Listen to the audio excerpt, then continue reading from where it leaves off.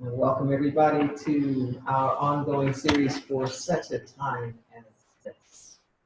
So we take this opportunity to delve deep into our spiritual practice and to bring it forward in its practical application to the socio-political issues of the day. And we always like to start with a little bit of center. So I'm going to invite you wherever you are to just take a deep breath.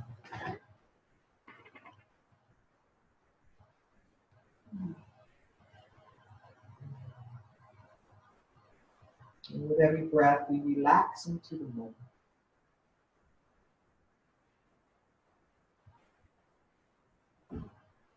With every breath, we bring forth our deepest intent of oneness, of reconciliation, of harmony, of peace, equality, justice, freedom, the beloved community, opportunity, egalitarianism. We come here to purify our heart. We come here to open up our third eye. We come here for the truth that sets us free beyond all sides and divisiveness. Create in us a clean heart, O God, and renew a right spirit within us. Mm-hmm. We come here not to judge. We do not come to condemn. We come here to see clearly and to have the courage to take those steps that are whispering in our soul. We bless this time together, knowing it is good and very good. We get out of the way, we get into alignment, and allow it to be. And so it is. So it is. Amen.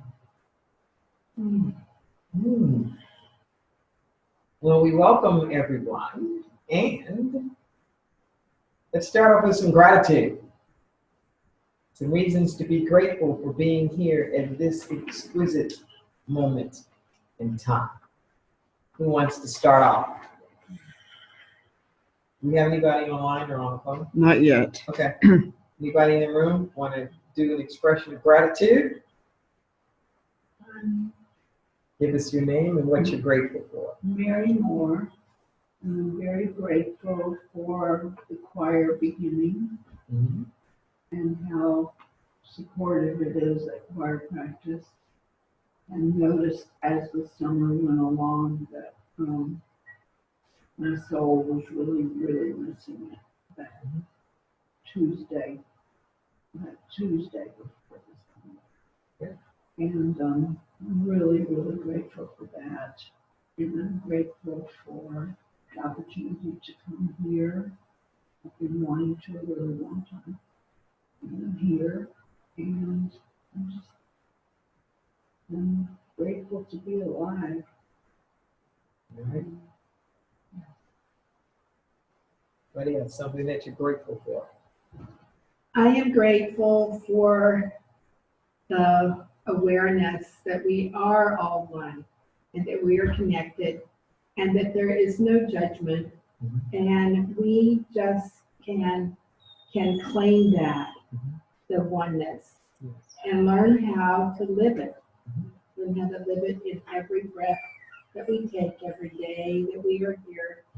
And I am so glad that I am aware that there is even any such thing as oneness, because if it had been left for me to do on my own, I might have missed it. I understand that.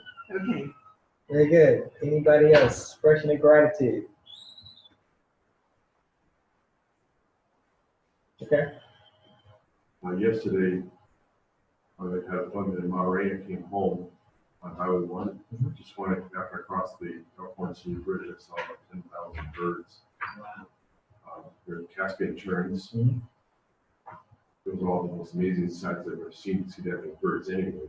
Yeah. And there was seagulls that were flying in, and then the birds would take off because they're eating the birds. Mhm. All of a sudden, all these birds took off at once, and the sky turned white with wings. I've never seen anything like it in my life. This is our own backyard. I'm so grateful that everywhere we turn, there's the glory of God. Mhm. Very good. Mhm. Yes. I'm Nate. I'm here in Interlight in SoCal. So I'm grateful for Interlight and the tools and the principles I've learned here. I was at a retreat on Saturday, a beautiful retreat up in the Redwoods, and it was gorgeous. And so I got to spend the day in the Redwoods, in the Redwood Forest, and on a retreat. And then on the way home, several of us left about the same time. So there were people ahead of me on Highway 1. Ahead of me, I saw these emergency vehicles, and I started to panic. I started to think my friends were maybe, involved in an accident. But then I remembered what I'd learned here. I turned to prayer and started praying for divine order and for the people, the emergency workers, and for whoever was involved in that accident. I calmed down, and as I got closer, I saw it was on the other side, the northbound side. We were headed south, going back to Santa Cruz. And I saw it was on the northbound side. And I continued to pray, even though, they weren't my friends in the accident, although it was a relief. I mean, you never want that to happen to someone you know, but just the tools that we learn here, prayer first. Good. Thanks. Very good. Well, I would like for you to pull up the first link that I sent. Okay, I'm going to share the screen so that in case someone comes on. Okay. Share computer sound. Optimize for video. So one of Where'd the it go? things that's Oh. been in the news a lot lately, The first one? yeah, is a program called, it's often referred to as DACA. DACA. And DACA, D-A-C-A, stands for Deferred Action for Childhood Arrivals. Deferred Action for Childhood Arrivals. And there's a lot of controversy going on about it right now, a lot of protests and lawsuits, and I'd like us to unpack this a little bit. I chose this particular thing that we're going to look at now because it answers 5 of the biggest questions that come up around it, and I like the graphs and the data and the information that it provides. Sometimes these individuals who are involved in this program are referred to as the dreamers. So it's also known as the DREAM Act as well as DACA. This particular article that we're taking a look at now was produced by NPR, National Public Radio, specifically the KQED, which is the one out of Bay Area in California. This was put out a week ago on September 5th, 2017. Today is the 13th Yes. of September 2017. And I'd like us to go over this. So let's scroll down to, So it says the Trump administration announced Tuesday that it would end the Deferred Action for Childhood Arrivals program, or DACA, in 6 months if Congress doesn't find a more permanent solution. Since it was enacted under President Barack Obama, about 800,000 immigrants who were children when they arrived in the U.S. illegally have received protections from the program. They include stay of deportation and the ability to legally work and to go to school.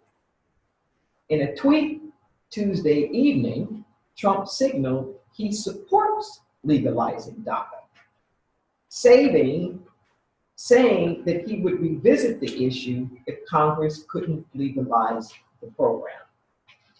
Now, mind you, that's a 180-degree shift from his position during the campaign. This was something that he definitely was going to get rid of. So here's a look at who will be affected when DACA ends, why the program remains controversial, and what happens next. So what is DACA? DACA is an acronym for Deferred Action for Childhood Arrivals, a program created in 2012 by the Obama administration, allowing young people brought to this country illegally by their parents to get a temporary reprieve from deportation and to receive permission to work, study, and obtain a driver's license. DACA applicants had to be younger than 31 years old when the program began. So they had to be under 31 in 2012. They also had to prove that they had lived in the United States continuously since June 15, 2007, and that they had arrived in the U.S. before the age of 16. So they had to prove that when they got here, they were under 16. Okay, this first started in 2012. They were under 16. That at that time, they had lived continuously in the United States for at least 5 years. And if they were applying for this reprieve, not to be deported and all the rest of that, they had to be under 31. So we're talking about young adults. Basically is what we're talking about. Children and young adults.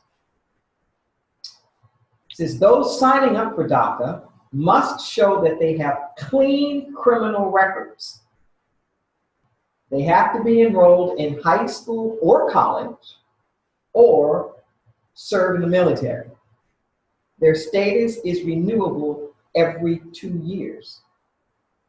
So check that out. You cannot be a U.S. citizen, but if you had served in the U.S. military, yeah. If you're in school and quote unquote don't have the criminal record, and we've gone over many times before in this class how this notion of being a criminal is the loophole that's always used for denying you whatever rights or whatever it is that you have. From the 13th Amendment, that your right, no rights can be taken away from you. You can't be involuntarily enslaved unless you're a criminal. So we have in this country the tendency to criminalize everything, from drug addiction to sexual behavior to, you name it, which puts you in this category. And once you're in that category, you don't have any more rights, and anything basically can happen to you. But if you're illegal, you're a criminal. That's the point. So they just basically turn in themselves in. That's the point. So that's what makes this difficult, because you've got to renew every 2 years. So they always know where you are. Yeah, but do you take this chance as we go through this, you take Right. this chance and what's going to Right. happen with the program, and you will see as we look at the numbers how it's been going down significantly in terms of who's willing to put themselves at risk to try and get in and stay in this program. I also heard on the radio they pay $500 a piece every time they renew. Yes. Yes. Every time they renew. Yes. Yes. So it's a healthy source of income. Mhm. I thought if you served the armed forces of America, you could become a citizen. Well, That's what I thought it would used to be. yeah, and I'm not sure, I'm not up on all of that, you know? There might be some nuances between if you were here legally, quote unquote, or illegally at the point when you join the military. Just because you're not a U.S. citizen doesn't mean you're a quote unquote illegal immigrant. So, you know, you could have been here under any other circumstances. A visa, you could be, maybe your parents were from another nationality and you were just living here. I mean, it could be all kinds of things. I don't know. Mm. But these were the parameters for this particular thing. So it says, who are these dreamers? There are about 800,000 recipients, also known as dreamers, according to the U.S. Citizenship and Immigration Services. And then there's a nice graph that's there. Can you put the graph up a little bit Yes. higher? So when you look at that graph, what you see is that this is by the year.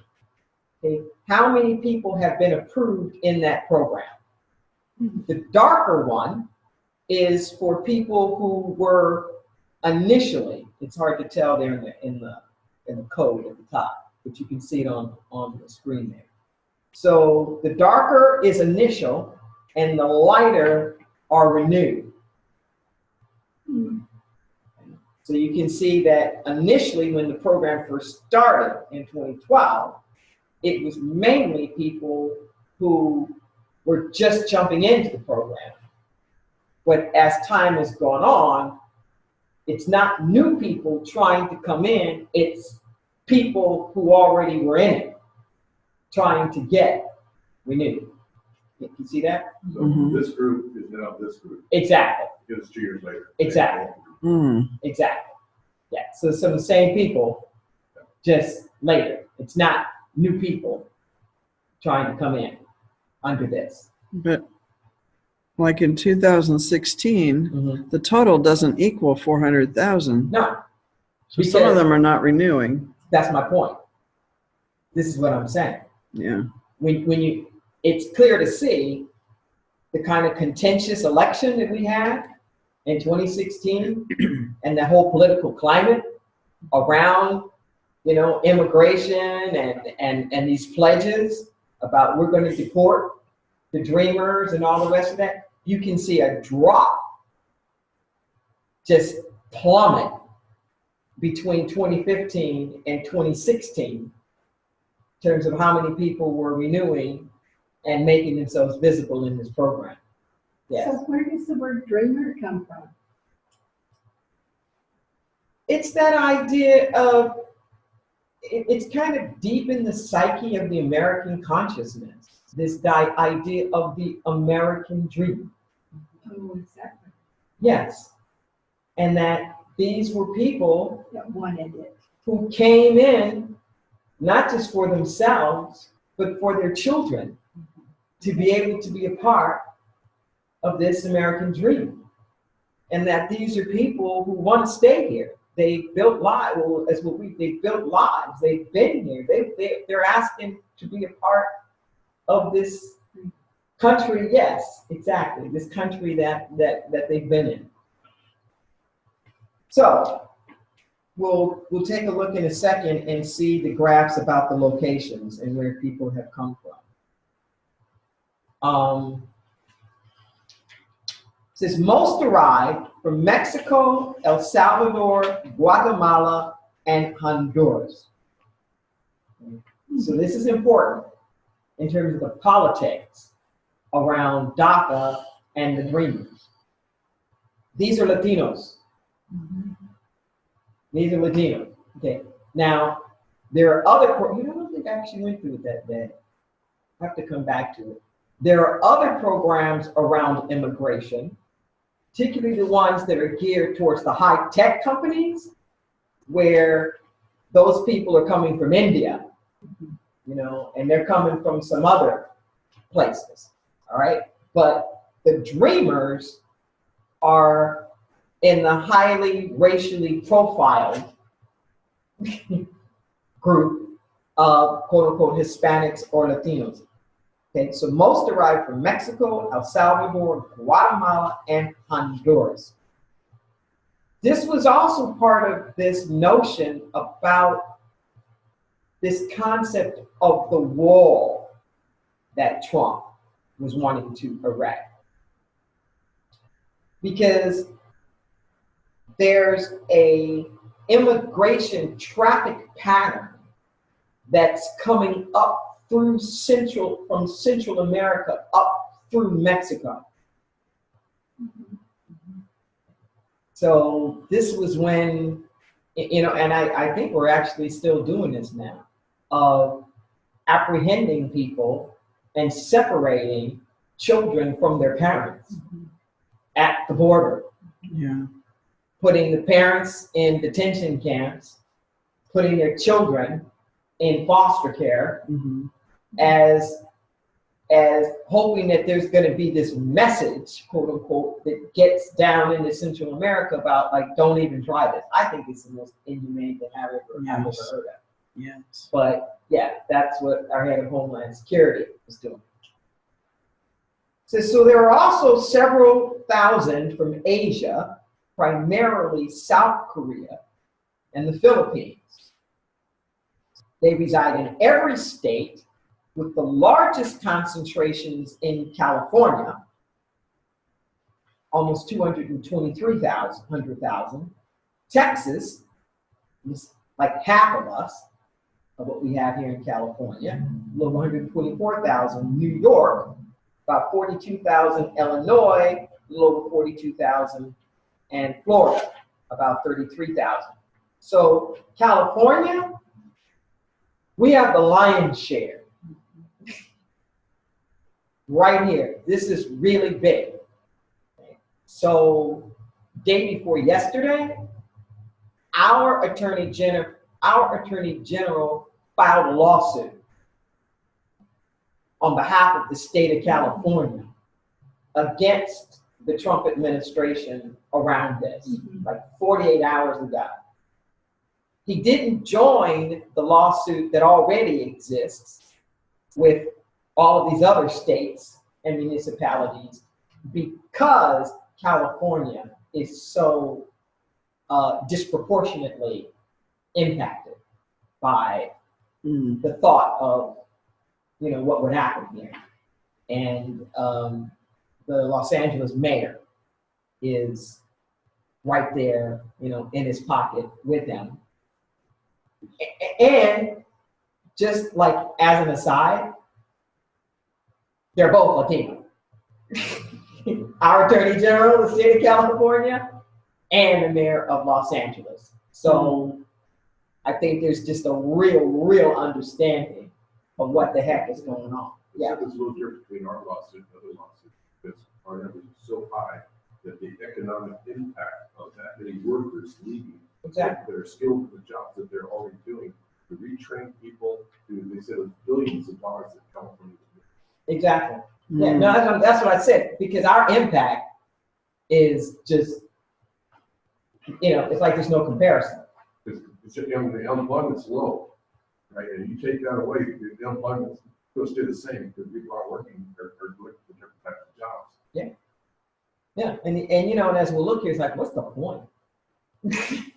You know, why would you screw yourself?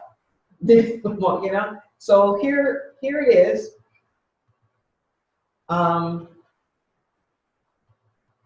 Where you can see in terms of countries where people are from, almost 79% of these dreamers are from Mexico. So this is, when we look at these facts and statistics, this is why we see so often that this is portrayed in the media almost as a battle about us and Mexicans. Mhm. And this is why. Because like almost 80% of the people within this program are from Mexico. And you can also see there the lion's share, statistically we're sharing, are here. They're here in California. So, oh, and this is the other reason why it's called Dreamers, to answer your question before. It says the term Dreamers is derived from a legislative bill first introduced in 2001 called the Development, Relief, and Education for Alien Minors. So this is like an offshoot of that, but it was deliberate. That an acronym was, it's no mistake that it spelled dream in terms of the original one. It's like that never got passed. So they've been trying for like 10 or 12 years to find some kind of way, you know, to get relief in terms of this. And the controversies, well, let's go over it before I say that. It says, so why was DACA created? It says, unable to find a legislative remedy to protect minors who were brought to this country through no fault of their own, the Obama administration created the DACA program through executive action in June 2012. Conservatives accused Obama of overstepping his authority, but they brought no legal challenge.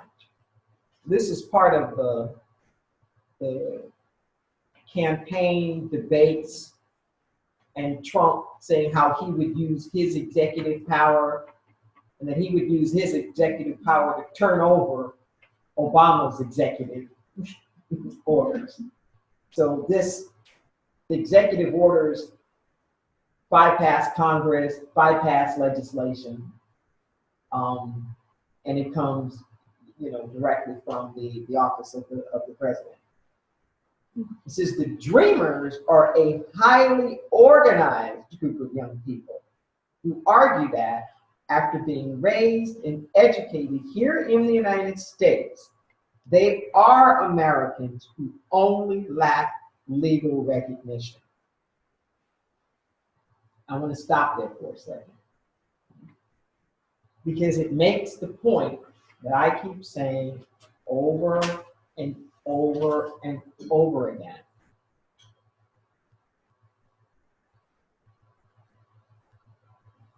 You have to believe you already have it.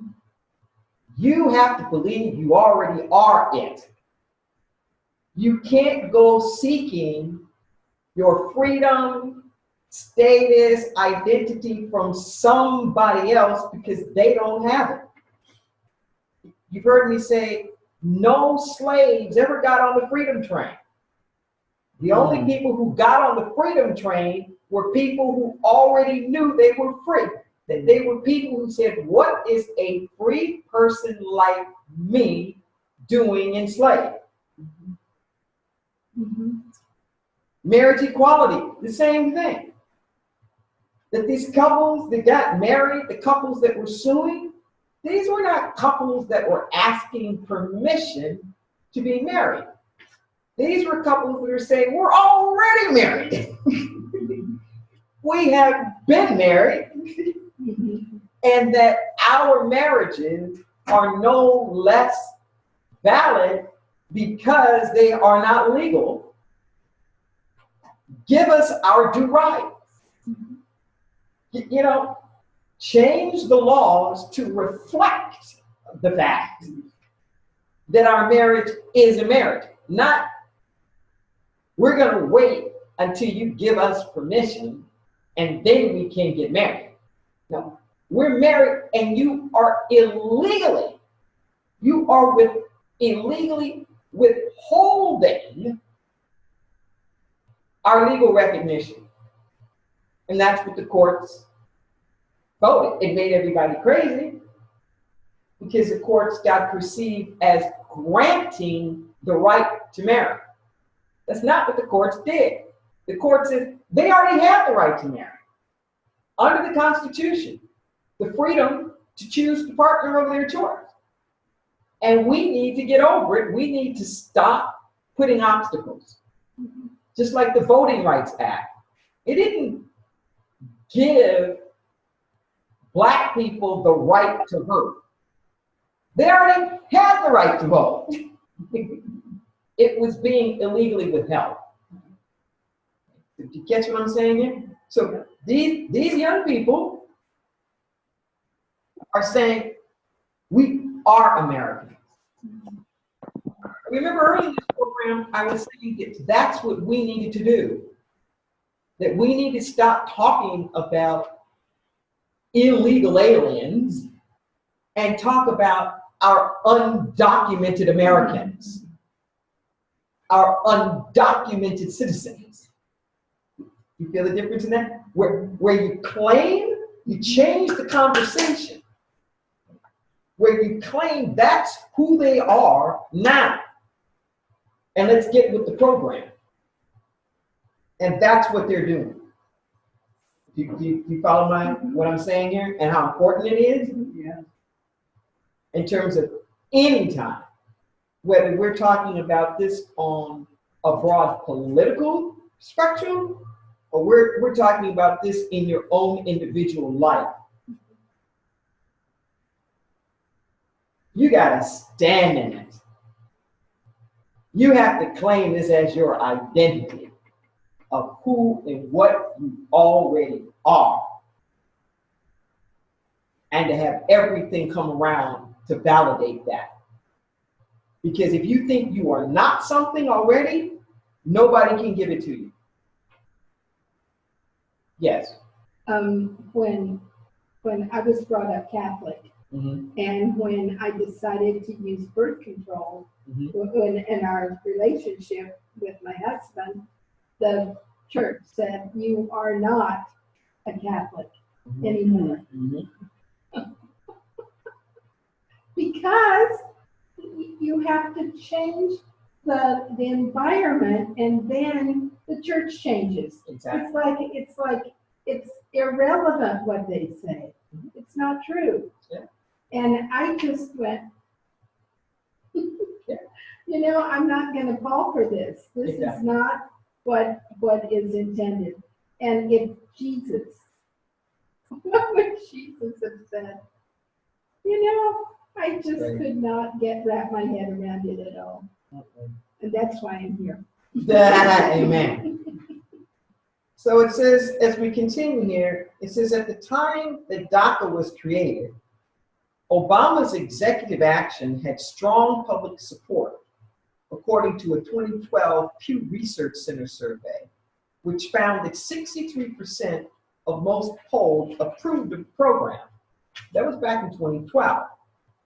It says a more recent poll by NBC News SurveyMonkey found that nearly 2/3 of Americans favor allowing the Dreamers to stay in the U.S. So almost 2/3 of the population is not for ending the DREAM Act. They are not for deporting these people. Almost 2/3 of the, I want you to really hear that.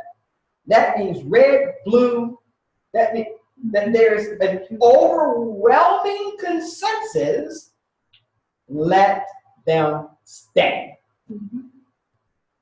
Yeah. Yeah, I was wondering when Obama made the executive order, had there historically been an attempt to get it passed through Congress? Yeah.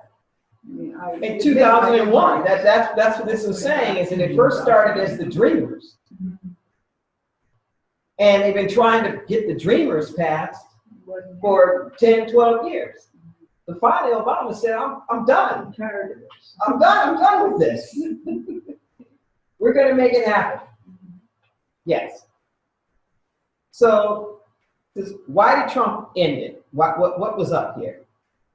Because during the campaign, Donald Trump railed against illegal immigration and promised to reverse what he called President Obama's quote unquote unconstitutional executive action. But as president, Trump began backtracking. Early on, he said a decision about the fate of the Dreamers was very difficult for him, but we're going to show great heart. Recently as last week, he was asked about his impending decision. Trump said, "We love the Dreamers."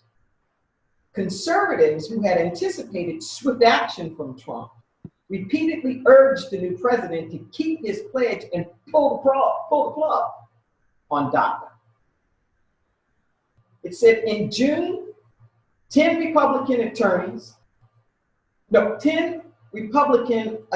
generals moved to force Trump's hand. In a letter to Attorney General Jeff Sessions, that's the main one, they threatened to launch a legal challenge against DACA by seeking to amend a lawsuit stalled in federal court. That lawsuit opposed another Obama executive action called DACA, the Deferred Action for Parents of Americans. Announced in 2014, DACA would have expanded DACA protections to certain undocumented parents whose children were legal residents of the citizens of the U.S. So it was kind of like on both ends. This notion of the family and that we have, quote unquote, family values. So this idea had been in our immigration policies in the past couple of decades, was about respecting the sanctity of the family and trying to reunite families.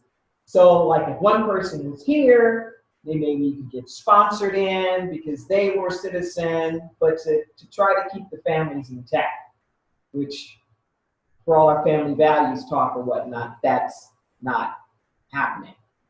The other thing that's been going on with this is that up until just within the last week or two, what the administration had been doing was trying to attach a rider to this DACA, which basically said, well, if we keep DACA, we build the wall. And Nancy Pelosi and just about everybody else in Congress is like, over our dead bodies are you going to attach a wall to DACA? And they've been able to separate those issues. Yeah, it seems to me that it's been the policy all along to keep families together. When my son married a Russian woman, she became eligible for citizenship. When she became eligible for citizenship, her parents were allowed to come here. Now, this is, of course, not Mexico. Yeah, I'm not trying to be nasty when I say this. It's been the policy for white people. That's what. Okay. They were white. It's been the policy for white people. But if you weren't white, that's not the case. As a matter of fact, since we've been talking about California, like the state of California, the Chinese immigrants who came in to build the railroads and all the rest of that, they weren't even allowed. They weren't allowed to bring in families or spouses or anything like that. Right. Yeah, I mean, our history is really, really sketchy on families and who can come in and who can't, and splitting them up and all of the rest of that. It's really bad, and that element of it is going to be eliminated in the immigration policies that allow the high-skilled labor to come in. That it won't automatically come with anymore, like you can bring your spouse or you can bring your family. Is there any correlation between what we've seen and I just, all the people of color are Democrats. I mean, we're both Democratic. All the people, the white are voting, I mean, the conservative whites, exactly, conservative Latinos. So if you put all the blacks in prison, you know, about half of the voting blacks are in prison. Does that, I mean, and they would be voting Democratic. Yeah, well, Which shifted. yeah, but why don't we turn this off now? And will the Dreamers be forced to leave? Oh, just a minute. You can read that. You want me to turn off the recording? They wouldn't be immediately That's gonna be forced to tricky. leave, but there would be all of these different hoops and whatnot that they'd have to jump to this other one for just a second. You gotta check the microphone, excuse me. Okay. And somebody came on. Speak to your microphone. Let's see, you're speaking. Microphone is not working. So this was another little something that came out of NBC. And there was something that happened just a couple of weeks or so ago, where there was a sheriff in Arizona, in the Phoenix area, who basically disobeyed the court orders to put a stay on this stuff, and he just started deporting people.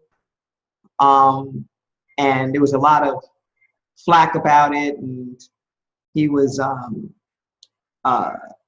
being charged for doing it, and President Trump, actually said that, pardoned him, you know, from it being basically saying it was okay for him to go on and to do that, even though the courts had said that he couldn't. But I think this is instructive here. I just want to go over parts of this. Can you put this up for a second? Yeah. I'm just going to share the screen just so you can see. Okay. Okay, so.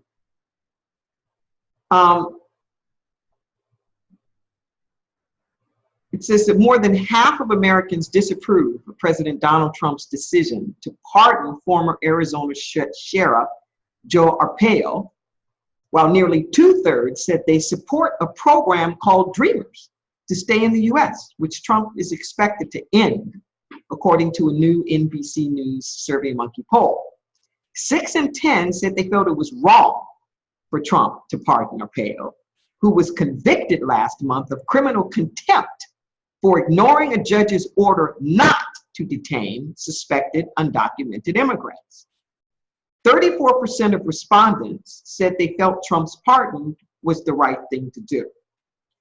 Trump granted the former Maricopa County Sheriff a pardon on Friday night.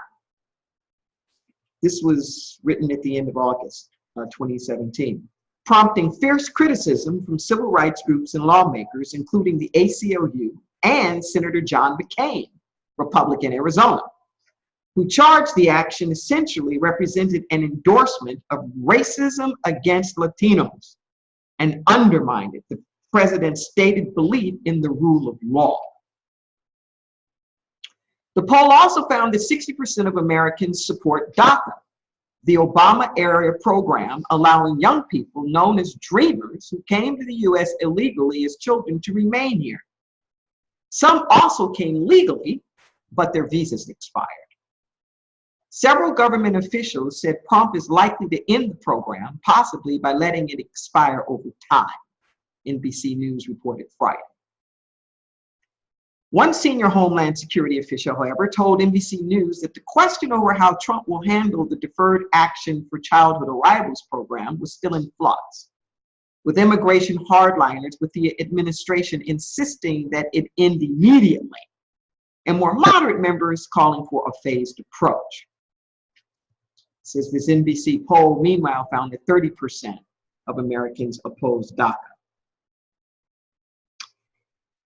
Down to the bottom there, it says nearly 3 in 4, 71% of respondents, however, said they felt undocumented immigrants working in the U.S. should be offered a chance to apply for legal status.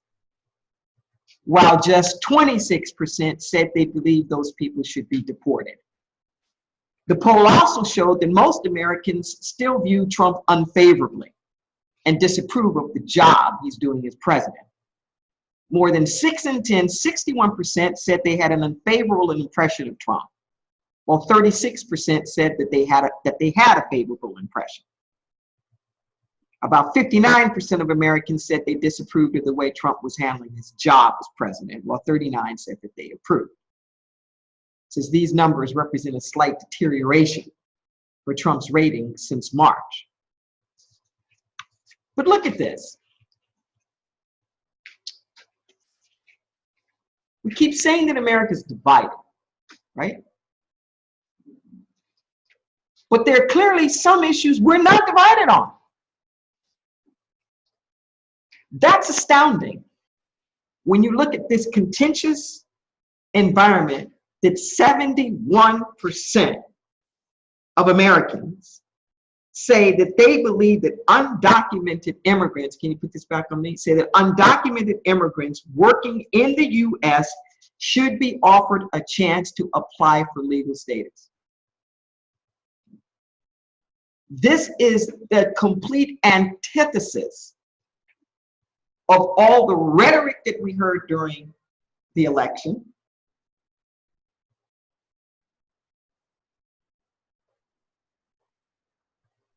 Americans are not, how can I put it? Let us not fall into the trap of thinking the stuff that's coming out of the White House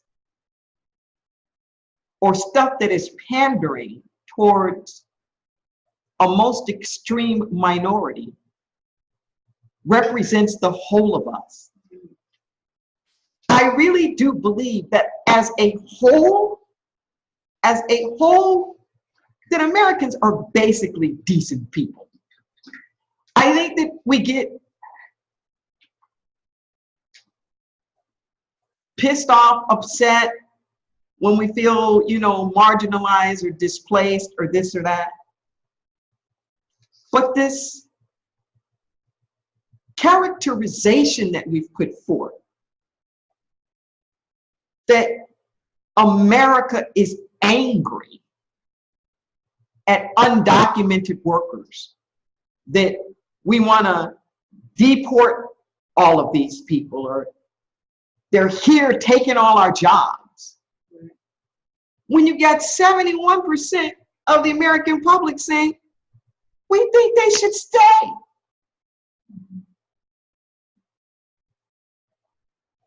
We think they should be given a chance.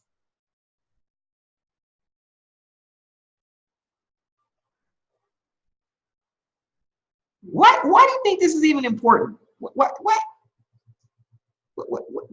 you think it's important to notice trends like this and where the public is in consciousness in regards to some of the stuff that we're doing here and talking about? Any idea why this is important? Why we're even like going over this stuff? I realize it's a quiz. I am glad to hear those numbers. And how does it make you feel when you hear them? It makes me feel more a part of the whole. Yes. There's more oneness. We're all one. There's more oneness than what we're thinking. There's more oneness than what we're saying. Right. Or hearing. Or hearing. That's the thing. Exactly. And seeing. Exactly. Because they don't talk about the good stuff. But these are places to stand in alignment. Right. These are places to stand together. Yes. These are places to stand beyond the red, blue stuff. Do you know what I mean? You know, about the decency. And can you imagine what will happen if more people just start saying it? Because we're not hearing it. It's being played out by the media. I know. It's like that's the only thing they can talk about Yeah. right now. But here's the problem. the problem isn't that that's what the media is talking about. The problem is that that's what we're talking about. Okay, we're talking about the deportations. You know, we're talking about all of this stuff instead of the vision. We think they should stay. That's what I think. Can you imagine if we shifted the conversation and our conversations from reacting to a right-wing agenda and just saying over 70% of us think they should stay. What's the problem here? Let's cut this crap. Let's cut this crap. Let's make this happen. Can you imagine if that was the route? You know, we've got all these surveys and listservs and like all of this stuff that's going on. Can you imagine if we just Facebook some people or something and just said, hey, let's cut with the red, blue. This ain't even an issue. 70% of us agree. Let's do this thing. Let's be the decent people that we are.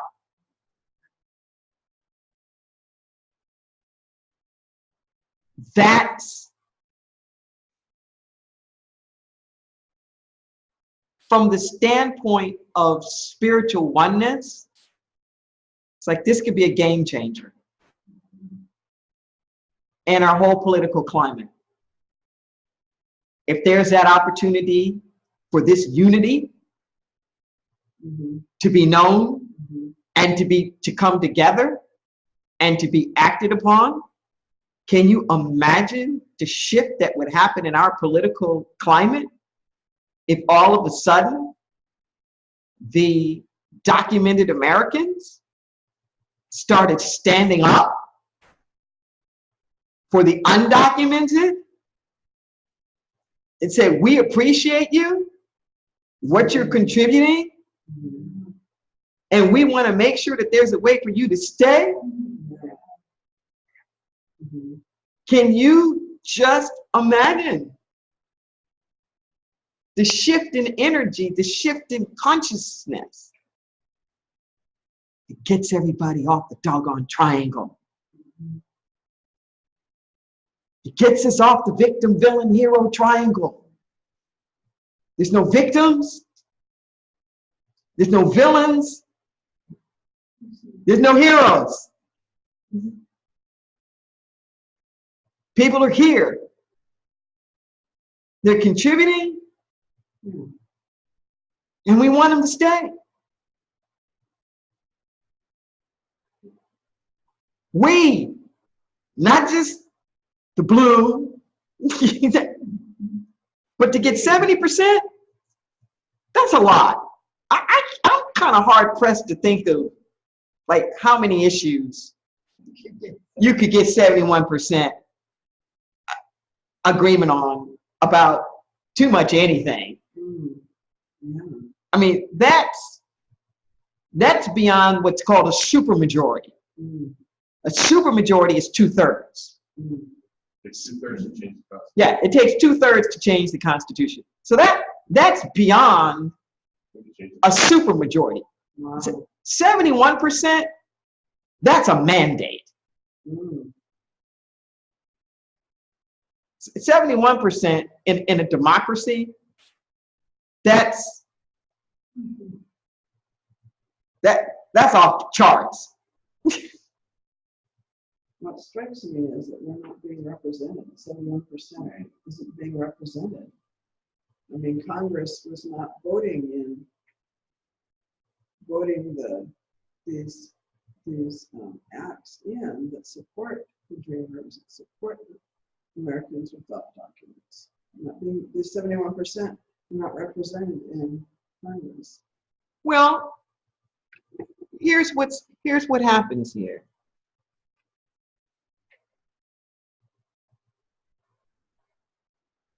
Is that we're silent. That's the problem. Is that we're silent. In politics, the squeakiest wheel gets the most oil. So here's what happens, particularly because we use the electoral college approach. Here's what happens. That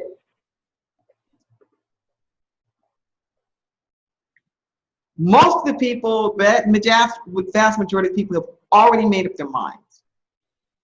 Like by the summertime, they already know who they're voting for, right? And because we do this electoral college thing, we're trying to pick up very small specific populations, this county or that county, because we need that state's electoral college votes. If it was done by population, it'd have been over. Because popular vote, it's already a done deal. Are you with me? But because we're fighting over these electoral college things, so then what winds up happening is that there become what I'll call fringe issues that are used as carrots, like to dangle out there. So that most marginalized population you're trying to pick up in the electoral college is one of the most displaced in terms of economics and angry and blaming immigrants for their status. Somebody's got to be blamed. Are you with me? So you come up with these promises and these policies that pander to a very specific marginalized population that may not represent the whole. That play, those pledges to do all that stuff against immigration, the majority of Americans didn't want it or need it. But it's being put forth because there's a very narrow part of the population to whom that is an issue and we need that vote. Is this making sense? No? It gives them a lot of power. That's the point. Exactly. This is what happens with us every election. That all the power goes to the most obscure little county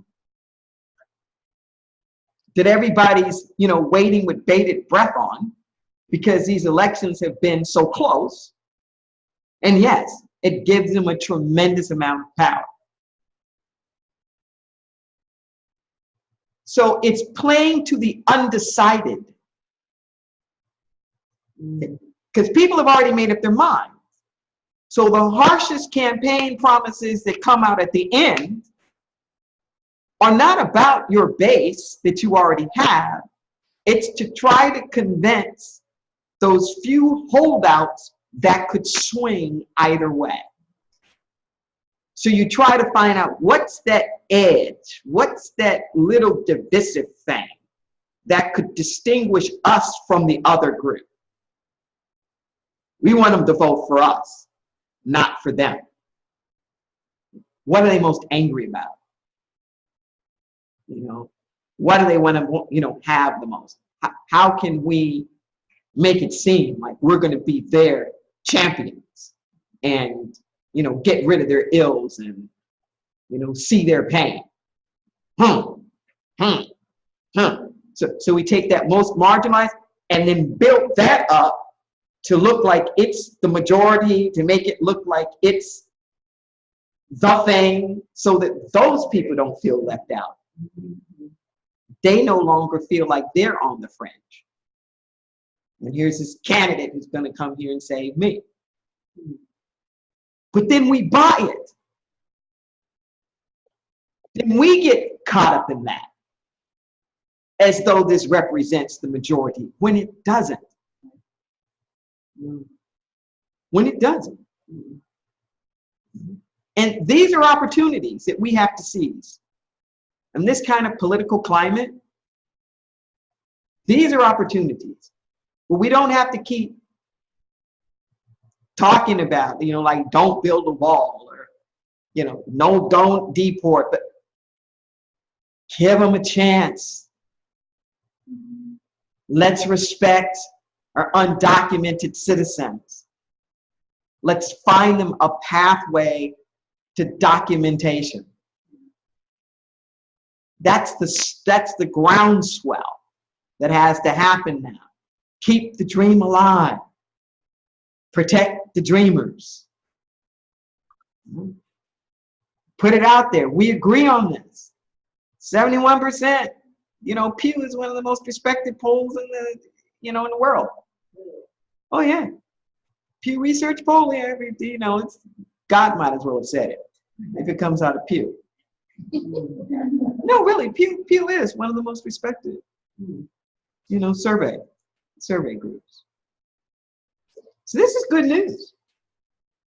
I still more the sheriff. What? The whole idea of the sheriff is to find suspected people and bring them in so they can be tried in court and found innocent or guilty. And for a sheriff who's ordered not to do it, to break the law, and then go ahead and do it, which is against what he's supposed to be doing in the first place, and then have the president pardon that. That law is no longer the law of the land, and the court system doesn't mean much because I'm the president and I can overthrow it. It's something very huge in there, I think. Well, yes, I hear what you're saying, and it cuts both ways.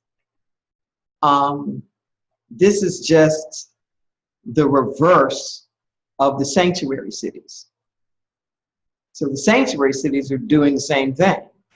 They're saying, I don't care what the law says, or I don't care what the executive group says. This is what we're going to do. This is what this is what we're going to do. And in terms of a democracy, that's always been a challenge about what laws do you obey.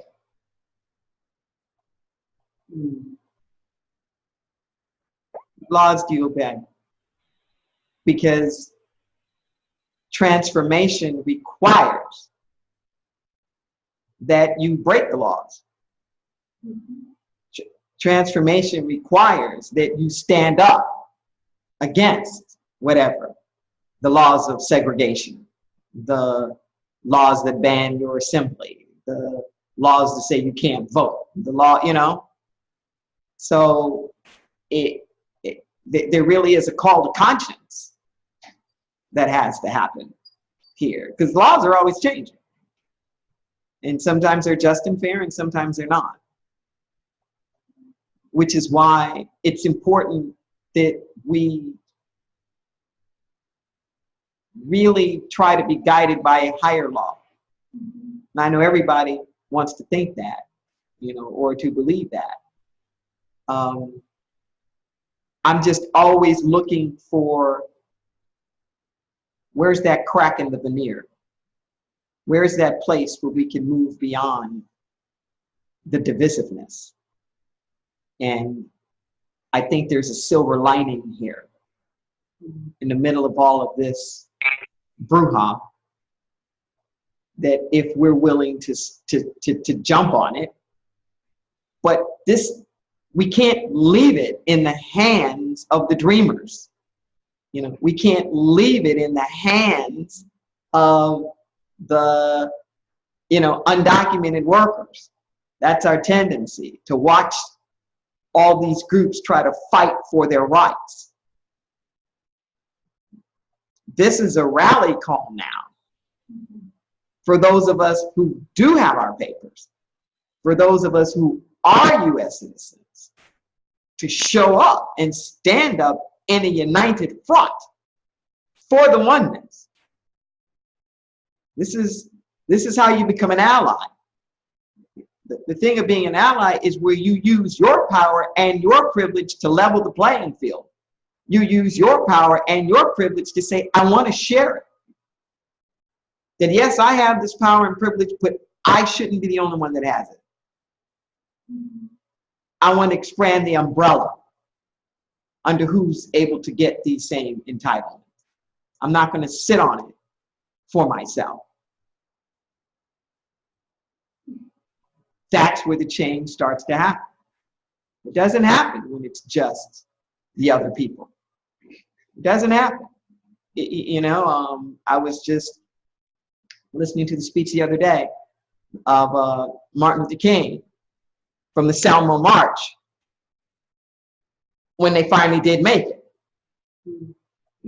When they tried the first time and that turned into Bloody Sunday, it was basically black folk. By the time they made it over, it was multinational, it was multi-ethnic, it was interfaith, it was 10,000 people of all colors and stripes, and that's what he did. When they didn't make it over the first time, he got on the horn and he said, I'm calling for people of the cloth. I'm calling for clergy. I want 1,000 clergy here from all different traditions to come and stand up here. We have a lot of power. When you say like they're not representing us because we're not asking them to. We're not demanding it. We're not picking up the phone, sending emails, organizing. This is what we want. And even in those instances where we're still doing it as a reaction or a response to. It's real different to sign a petition that says, stop Trump from killing DACA, to let's create a pathway for undocumented workers to get their full citizenship. See? That's this shift that's got to happen in our consciousness and how we go about doing things if we're going to see the changes that we want to see. Well, what's the true answer? I mean, the thing is, it's renewing it every 2 years. Besides paying the $500, they're still vulnerable. Even under DACA, they're still vulnerable. Sure. Even though supposedly they have protection. Yes. Yeah, it's the same thing I keep saying all the time. Let's not put populations in the situation where they have to keep trying to claw their way in. Every 2 years, can I get beyond this? Can I get beyond that? I keep saying we need a new foundation. This new foundation. This is everybody here that is contributing, that is working, that has made this their home, that has become a part of the fabric of this society. Let's get over it and all act like we are a part of this fabric. It's that new foundation that becomes this sweeping for everybody, not just, well, this group and that group and this one and that. Listen, everybody. Everybody. Because the sad part about it is that when we don't do that and we get in this mob mentality about illegal and deportation and all the rest of that, the first ones to go are not the ones just sneaking over the border. The ones that we deport are the ones who have a job, who've got families, who are going to school, who pay taxes, who have homes. I mean, that's the crazy, that's the insidious part about it. Yeah, we go for the low-hanging fruit, and it's like, what is your intent? What are we trying to get at? It doesn't prove anything other than just sort of like a mean-spirited, we want to get the criminals. Well, this whole simplistic thing of they're taking jobs, they're being paid for jobs they're doing. They're not going to be saving a lot of that money. They're going to be needing to use it for services, for rent, for food, for their college tuition. They're going to be putting that money back into the economy, which is going to be able to create more jobs. Oh, sure. So this whole thing about taking our jobs is bullshit. Oh, well, we know that. I mean, they're buying, they're shopping at the stores. But a lot of people buy them. Well, but that's my point, is that there are some who buy it, but they are not the majority. This is the point. That's why I'm bringing this stuff here, is because we take the spotlight on the few who say that, blow it up to try to make it seem like it's the majority when it's not. So we can get out of the divisiveness. We can get out of it and start acting like we are standing in a place of majority and calling for our brothers and sisters who are documented to stand with us. And even if it's no more than our conversations, even if you aren't like even if it's no more than our conversation, to change the conversation to what they're doing or what's going on, and to say emphatically, because pain pushes until vision pulls. Let's put forth the vision. Yes, and then we'll close out. Last Saturday, I was at the Martin Meals. Can you're right behind her. Nobody can see you. Can you move over? Like, you just get to the next seat. How's that? That's better. There you go. You can see. Last Saturday, I was at the Martin Meals event, and I've never been to a political nonprofit organization event like that. I've been to events, WCP events, but I've never been to one in the Latino community. And I was, as a white male, I don't think I've ever been so aware of how fed up.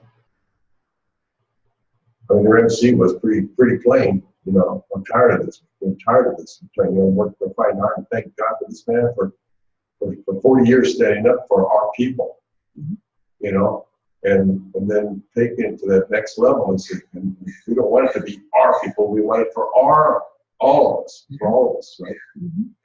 But I really was surprised how unaware I was as a Californian to what was going on. I knew about the black issue. I mean, Martin Luther King, Selma, it was on the news and everything.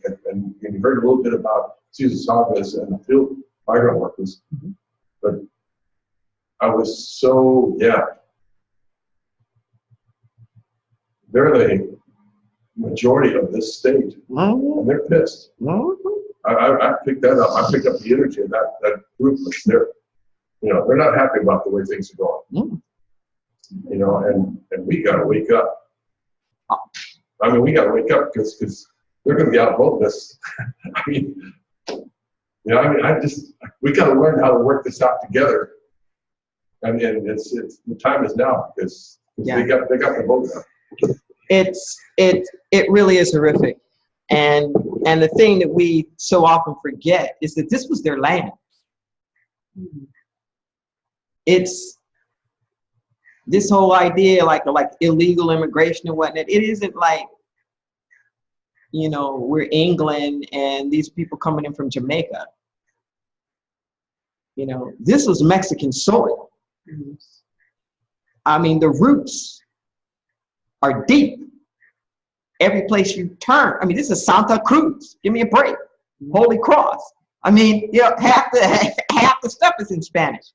More than that. So, I mean, for us to really get, it's like the border just changed the political stuff, but in terms of the people, and it's like the people of the earth, there is an ownership, particularly amongst the Mexican public, there is an ownership of California that we're naive if we keep looking at this as like an immigration issue, because the roots here in California are deep. And when you look at our economy, and you look, I mean, just look at it now, the farmland and all the stuff that's happening there, they have been a backbone of this, they have been to this nation what Black people were to the South in terms of our economy. You know, yeah, exactly. Our economy being built on that. And the degree of slander, the way that they have been demonized and treated, and the wall and all of the rest of that. And as I was preparing this stuff this morning, I'm not lying, it literally, it hurt me to my heart. Day before yesterday, the president of Mexico rescinded his offer of aid to the US. When the hurricanes hit here and hit Texas so hard, he said, we will come in and we will help with emergency supplies and people and everything else. Since then, they've had an earthquake, an 8.1 earthquake, that's big, and a hurricane. And there hasn't been a word from our administration. Nothing. Not a, I'm sorry, not a, sorry for your loss, or nothing. Nothing. So 2 days ago, the president of Mexico said, basically, F you, in a very nice way, F you, but you ain't helping us. You haven't even acknowledged. We're in trouble. Yon. We got to take care of us. And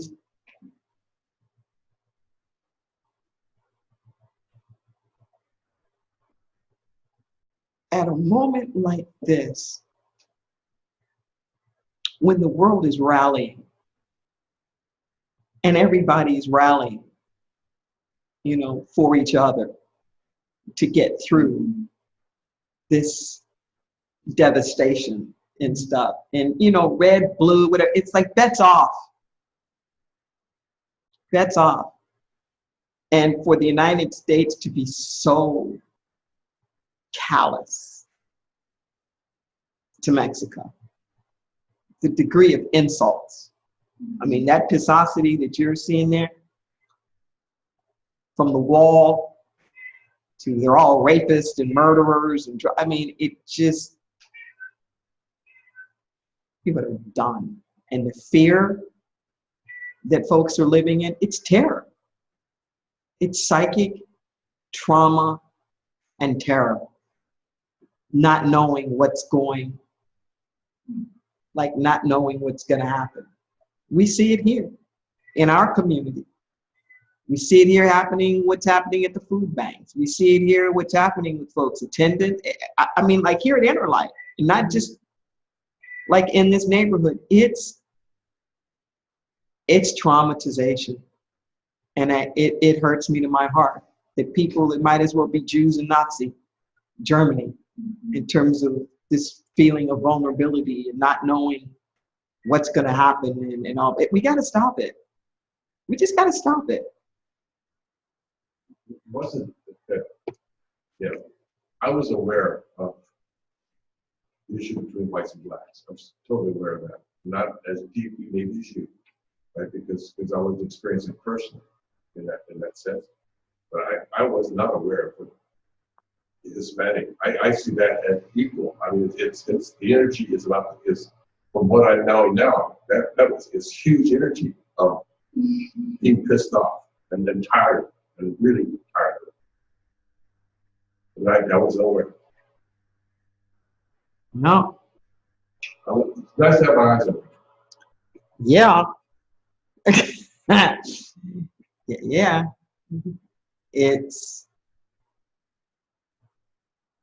We can do better. We can do better, and we have to do better. And we can show the way. California ain't going for it. You know, like the mayor of LA, he says, look, people talking about the nation's divided. Look at Los Angeles. We're the second largest city in the nation. We're not divided here. There's no question in our minds about, you know, immigration or reform or any, you know, or let's all be, you know, we're not divided. California, we're not confused. We can lead the way with our voice. Let's take a breath. God is good. All of the time. Yes, and you know, I hope we all find it in our hearts to really do expressions of gratitude, because when you look at the whole history of this nation has been built on the backs of undocumented labor. Immigrants from all kinds of nations and parts of the world all through history who didn't have the same rights. We just finished Labor Day, and it didn't help them. And rather than demonize, we need to show some gratitude. Yeah. So let's sing. Oh, and it is the person who's on the phone, did they want to make a comment? 408. Phone number, do you want to make a comment? Before we close out? They came in late. No, thank you. Okay, all right. Thank you for coming. So we're going to sing our way out of here. I give myself permission. Yes? Yes. It's I give myself permission. How about we give ourselves permission to be all we can be? We give ourselves permission to live passionate and free. Yes? Yes. We give ourselves permission to be all we can be. We give ourselves permission to live passionate and free. We give ourselves permission to be all we can be. We give ourselves permission to live passionate and free. Amen, amen. Let us take this consciousness and multiply it. Whoa.